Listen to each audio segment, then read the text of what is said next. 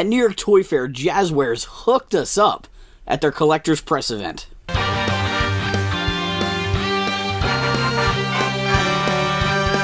Welcome to Pegwarmers. I'm Kevin, and I'm here to talk about toys. Over the weekend, I attended New York Toy Fair on Sunday. Got to check out a bunch of the different action figure toy manufacturers. Got to see some other content creators and bloggers and social media people. I'm sure you guys have seen lots of pictures from all the stuff. Lots of cool and exciting news, right? I was seeing things Friday and Saturday. I couldn't get up there till Sunday this year, but it was a great time. I got to pal around with my buddy Chris from Long's Toys. He's the guy that did the RetroCon What Did You Buy video with me back in the fall. And he's been on a few other episodes of Pegwarmers. He's got a fun channel. Pixel Dan Larson from Toy Galaxy, Robo from Robo Knows, Preternia, a bunch of other creators were there. We got a chance to hang out with different people in the press area or bump into them at different events and different booths waiting to get into things. It was a lot of fun getting to see all those different guys. Somebody actually drove to ZoloCon, which is not too far from here, and then headed up to Toy Fair and had the ZoloCon exclusive figure, which was kind of crazy since ZoloCon overlapped with Toy Fair. It's always similar in time frame, but it was literally the same weekend this year.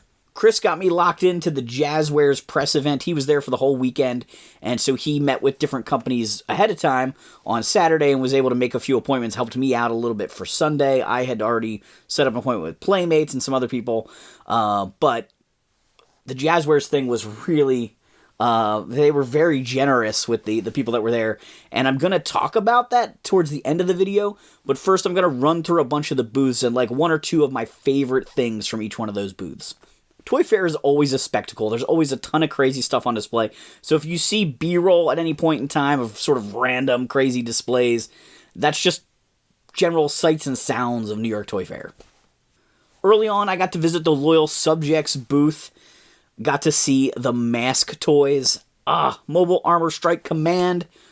Obviously, great brand from the 80s. I have a decent selection of the figures and vehicles from at least the first 2 years of the line. I don't have a complete collection, but it's a fun collection for sure. And Loyal Subjects is doing all new ones, added articulation. They're doing the most popular vehicles first, it seems. They're hoping to do a whole lot more, and we'll wait and see what they bring up. They look pretty much like perfect recreations of the original vehicles minus the vac metal chrome.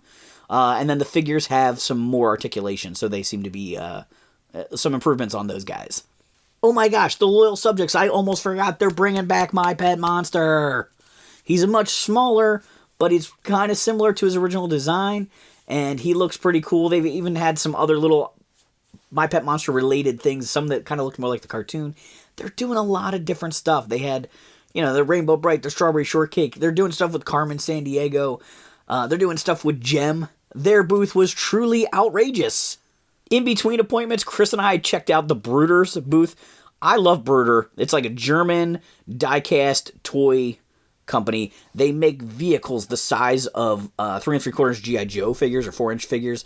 Great accessories and playsets, and they are celebrating their 50th anniversary with some custom-colored vehicles, and I just love sharing their stuff. They're not the kind of thing you find in a typical toy store, but sometimes if you go to like those independent toy shops that have, some of the more off-brand stuff, the stuff you don't see at Walmart, you'll see Brooder trucks. They're super cool. Bandai, we got to check out the Bandai booth. We saw the Tamagotchis.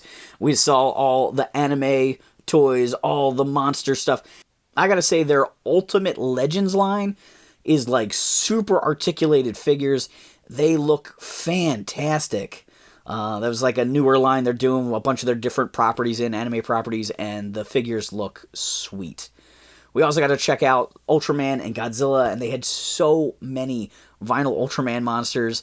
They had little blind bag guys that come in little buildings, so they have like little cities to destroy. Some just awesome Godzilla stuff.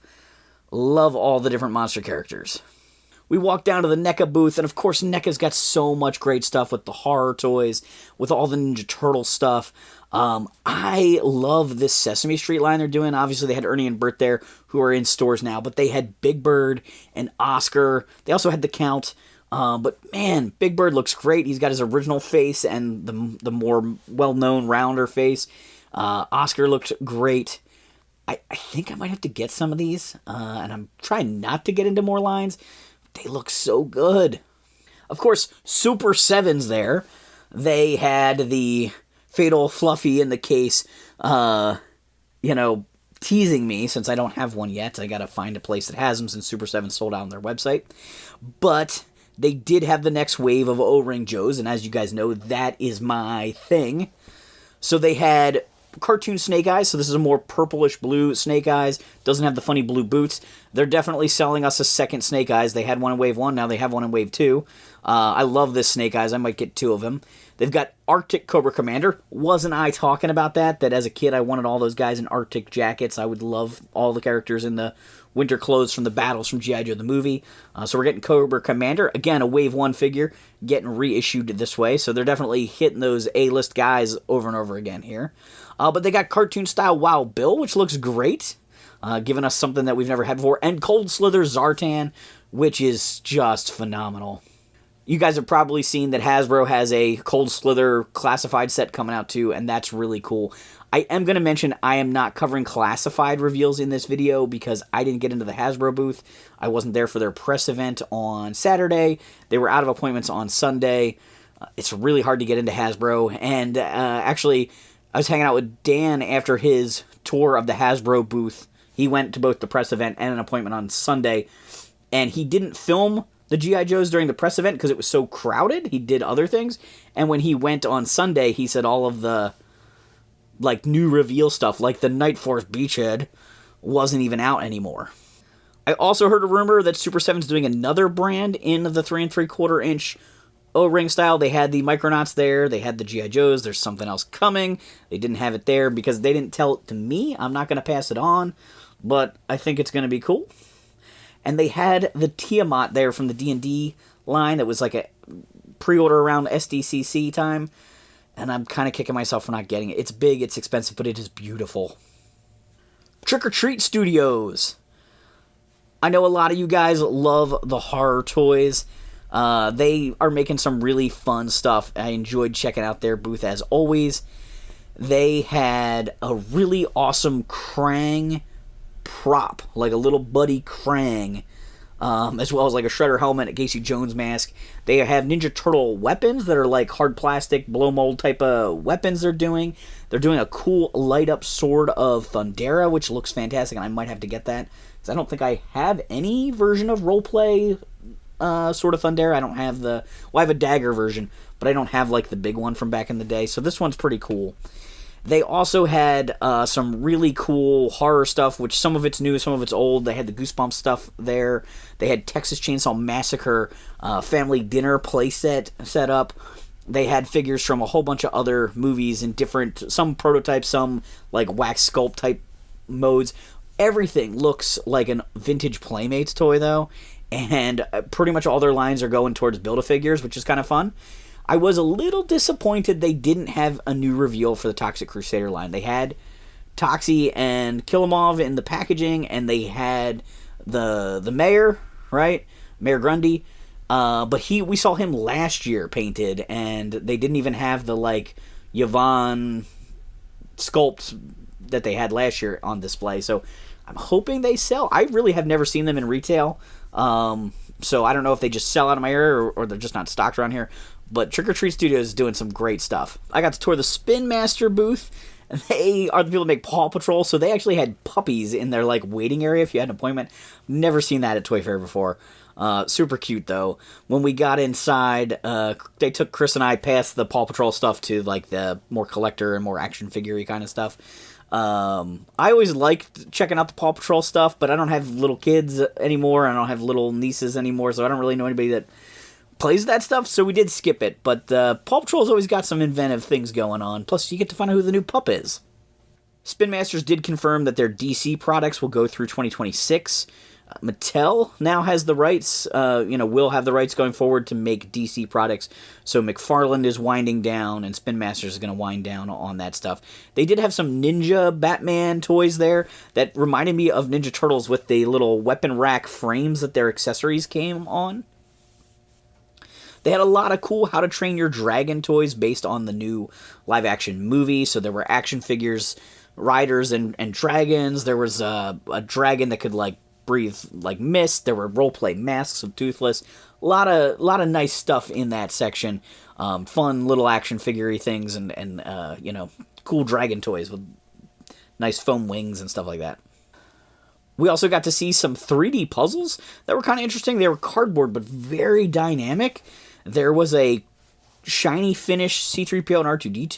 There was also this amazing Voltron, and supposedly it could light up. There was actually a cord, like a USB cord coming out of it. They didn't have it plugged in at the time, but they said all the lions' eyes will light up and things like that. It was pretty impressive. And so we have our Smashbot playset. And so the goal of this guy is to try to take down Smashbot with your launcher and your exclusive Digatron character. So let's see if we can do it on first try.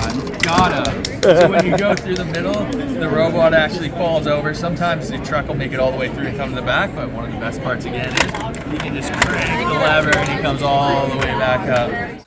After Spin Masters, we went to the Playmates booth.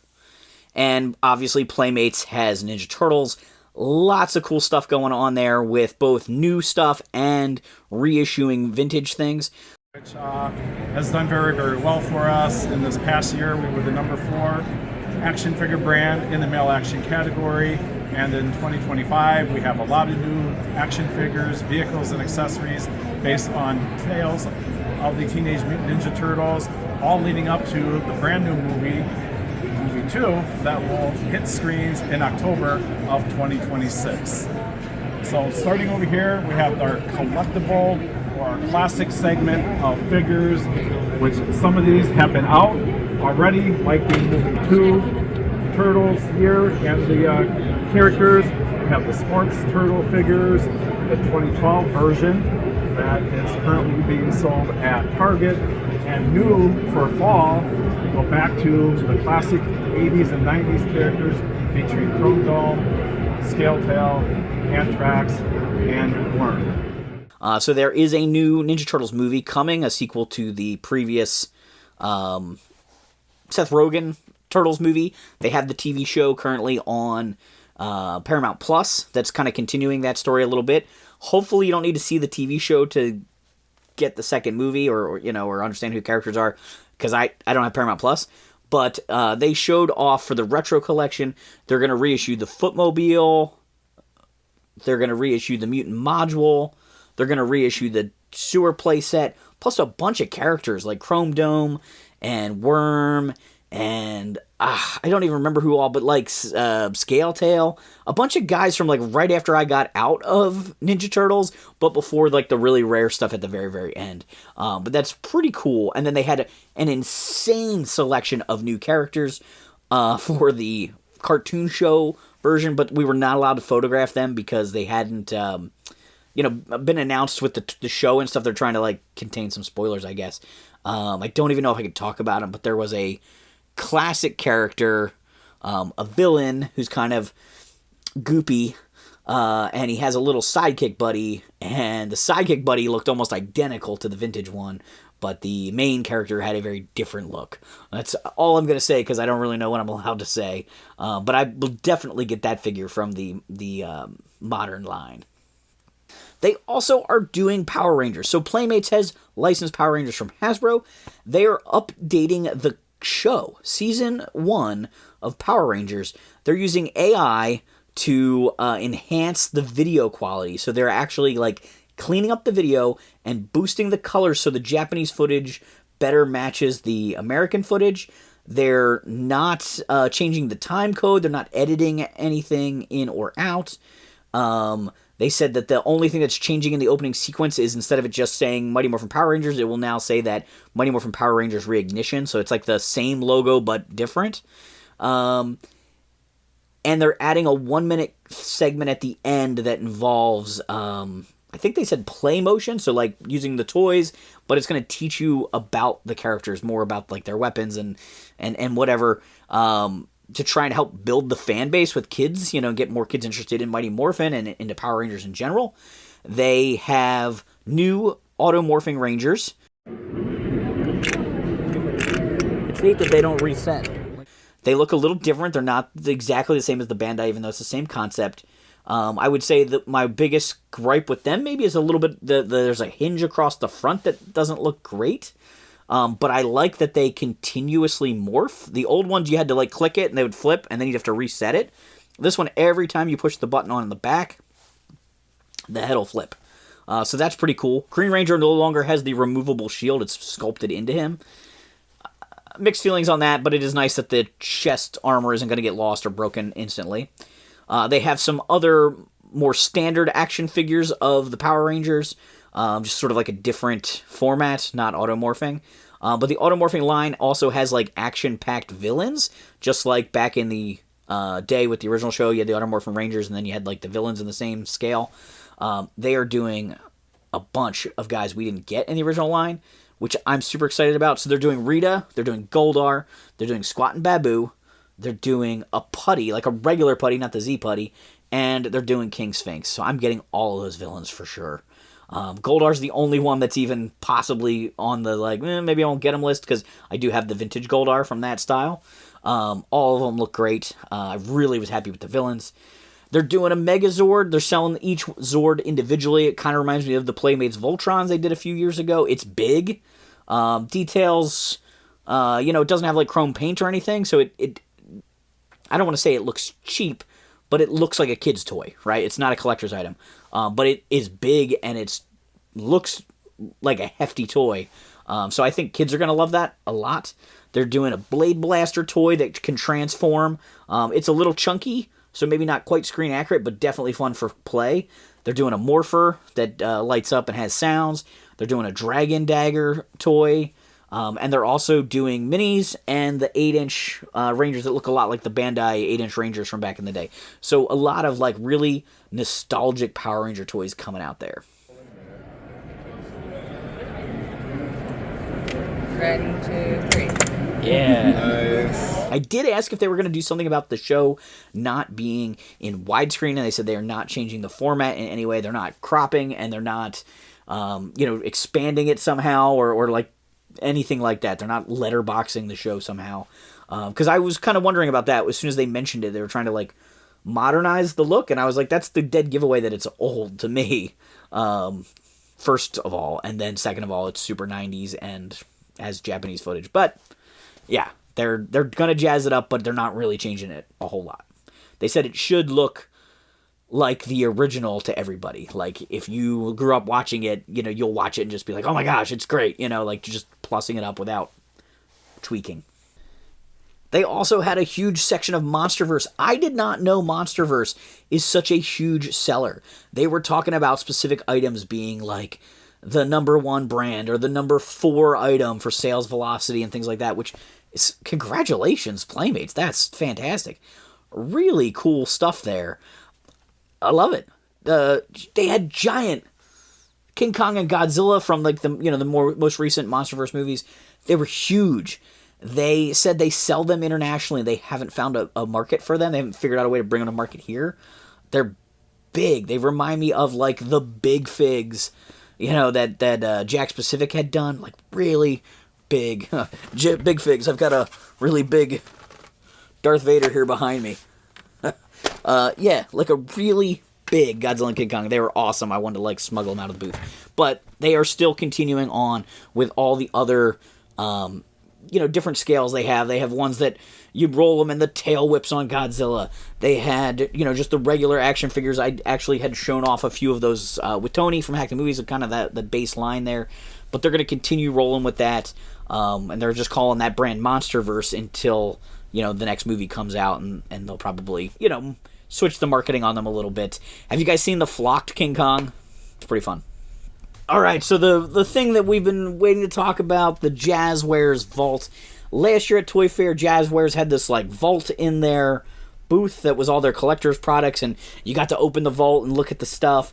This year, the vault stayed closed until the press event, the collector press event.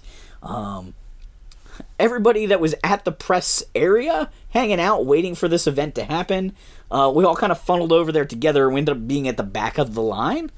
And so we were pretty far from the vault. So Jeremy Padua, the CEO, the head of Jazwares, He's been at different companies over the years. I first met him when he was working with Wicked Cool Toys. Great guy. He was talking, and we were so far back, and there were so many people that I couldn't even hear what he was saying, other than like he was like, "Can you guys hear me?" And we were like, "Nope." Like little bits and pieces you could hear, but there were so many cameras and things. I tried to get a shot of like his face between two other people's like heads or arms or whatever, but they were gonna unveil the vault. They opened the vault. Inside was a wrestler. Orange Cassidy was there. He comes out. He talked a little bit. Again, couldn't hear him. But then they had all this great stuff in there for people to check out, and then they opened up this like back closet after the people that were in the front got to go, or people on the side, wherever, I don't know. Somehow a line formed from the vault, and people got to go over to this storage closet, and they just started hooking us up. Not one, but 2 giant vault bags were handed to each person. No idea what's in it, right? Giant cardboard box inside that. It says the vault. No idea. My buddy Chris actually popped one of them open just so we could get an idea of what one of them was, and then later we saw somebody else open the other box. They had some drinks. I may have broken some like international laws. I smuggled a vault cookie from New York City back to Pennsylvania. They had these on a little platter there with the fancy icing. Should I try it? Should I find out if it's any good? Yeah, it was insane. The line to look in the vault was crazy. And then the line to get the toys. And then, like, we had like an hour there. This little party they threw. We had, they had sodas and some hors d'oeuvres and stuff. And, like, partway through, all of a sudden, they started handing out a 3rd bag. Like, I noticed Pixel Dan get one, and I thought, oh, good for him. Maybe they had something special set aside for him, because Dan's the man. But then all of a sudden a line formed and everybody was getting a 2nd bag. So Chris from Long's Toys went up and I hung out with our bags, and he was able to be like, hey, my buddy's over there. So he was able to grab my bag without me having to get in line too much. I actually kind of stood up and edged into the line. I was hanging out with Dan's wife Christina, and we were getting further and further away from our other stuff. And who's going to steal it? Everyone there already got it. But, I was just trying to keep an eye on our stuff, and then Chris came back, and he had 2 bags, so I, hopped out of line to get out of the way. But very excited. It was insane. The booth got really crowded. All right, let me see if I can open this. All right, looks like a sugar cookie with some icing on it. Vault cookie time. Ready?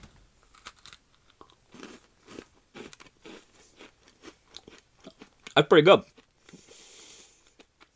It's got a little sugar around the edge. Thanks, Jazwares.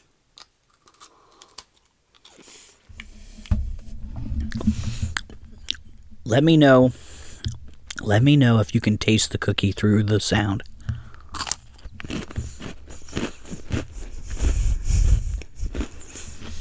We are literally surrounded in Squishmallows, trying to peek in this vault. There was an Orange Cassidy figure with a white outfit. There was some Halo 2 figures. There was a version of Chainsaw Man from their Builders line. I don't know if you guys have seen this yet. They're doing a brick toy. They have Squishmallow and Hello Kitty brick toys and some other stuff. Kind of interesting and inventive. There might have been something else in the vault. I don't even remember. It's like my brain is fried from Toy Fair. But all this stuff, I was carrying these 3 bags. Everyone was bumping into each other in their booth, and we had to carry it down the escalator and stuff. And then I walked blocks back to the train station with this stuff. I had to shove it up top. The train was packed leaving New York City Sunday night. I had to shove the 2 that fit in the overhead bin and hold the other one on my lap. First world problems, I know. I got free toys. I can't complain about transporting them home. But let's check them out. Jazwares. What did we get? Double boxed. Man, they really want to make sure these things stay nice. This is the Micro Galaxy Red Squadron. So X-Wings in here. Have you guys seen this line? They had all of the ships out on display in their booth. The Ghost looks fantastic. I showed some of these off last year from their Toy Fair booth. I had footage of some displays they had of the AT-ATs and things. Wait a minute. Wait a minute. These are numbered. Jazwares Vault Edition. Number 1. Number 1 of 5,000. That's pretty crazy. It's neat when you get a low number on something, but number 1? Whoa. There it is. I'll try and take a nice close-up of it, but it's 5 different X-Wings with pilots, with removable astromech droids. It looks amazing. I mentioned in a short recently about how Red Squadron, the little lines on the wings tell you Red 5, like Luke's X-Wing, which is the one in the center of the package here. You can see Red 1, which would be Red Leader, Red 2, and so on. It's kind of a neat little thing that a lot of people didn't know from the original trilogy, the early days, but it's the kind of thing that, has become much more common knowledge with like the internet and, the day and age we live in where all the minute details of movies and things are documented and explained. Okay, so then there is another bag. This is the second bag they handed us. At the same time they handed us the X-Wings, they gave us this. So inside that box is the TIE Fighter Squadron. Oh, I got 1 of 5,000 over here. I wonder if they're all 1 of 5,000. There just are 5,000 of them. Because what are the chances I got the first of both? Now I'm wondering. Still very cool. But I kind of want to see what everyone else's stickers say. They're not actually maybe numbered. It's just that there are 5,000 of them. And this is one sample of the 5,000. Alright. And there is the TIE Fighter Squadron. Again, I'll try to get a closer up shot there for you. I also got this New York Toy Fair exclusive. I also got this New York Toy Fair exclusive Squishmallow clip from their booth. This wasn't in the vault bag. This was just another thing they were handing out. A little fuzzy guy who is wearing a little Statue of Liberty crown that says 2025 on it. So this is their Toy Fair exclusive guy. It's Benny. For all you Squishmallow fans. There's also a little promotional card in here, which I should probably read to my viewers, so that way you can take advantage of this. 1-year anniversary. Celebrate the 1-year anniversary of Jazwares Vault with a special promotion, March 6th, 9 a.m. to March 10th, 9 a.m. Pacific Time. Get a $10 gift card. Buy $25, get a $10 gift card. Jazwaresvault.com. Alright, so the third and final bag. This is a cloth bag, a reusable bag compared to the gift bag style bags the other ones were. We got another vault box here. Jazwares box. Open it up. We've got a Halo box. Open it up. We've got Master Chief here. Master Chief with accessories. Alright, slit the tape. Pull back the Velcro. It's a pretty small Master Chief. Maybe 5-inch. Very detailed. He's pretty cool. I don't know if there's a specific name to this line, or if this is just their standard Master Chief from this series, limited series, but he looks fantastic. And I think the other item in the box is something to go along with this Master Chief figure. Look at this shiny cardboard. This thing is crazy looking. And when I look at it over here, it's the Rhino, right? This is the land vehicle that the Halo guys drive around in, I believe. Oh, there we go. Velcro flaps on this one as well. This has got some amazing deco and amazing colors. We've got a rider and a vehicle in there. Hopefully you can see it. I'll try and put a better shot on screen. This is insane. They were so generous. Oh, it's even got a... Oh, it's got an on-off switch. Did that light it up? There we go. It throws a little light on it. Maybe you can see it better now. Pretty cool. They were insanely generous with us Jazwares make some cool stuff, but it was really awesome of them to, they hand out this much product. It's unusual. It's not the way Toy Fair has been in the past few years. Pretty much the whole time I've gone, occasionally at a press event, you'll get like one or two small items, in a really tiny gift bag. Never something like this. This is absolutely amazing. Really cool way to get their product out there for people to see.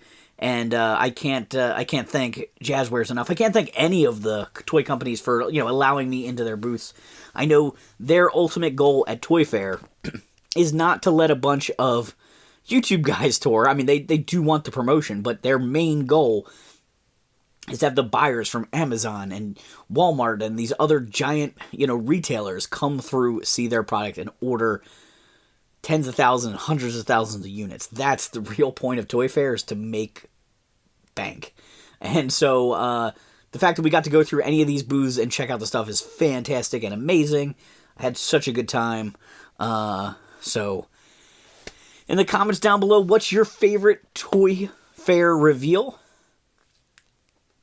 Thanks so much for checking out this video. Do me a favor, hit the like button. Subscribe if you haven't done so. Why have you not subscribed yet? If you want to support the channel further, consider joining us on Patreon. And thanks for hanging on the peg with me.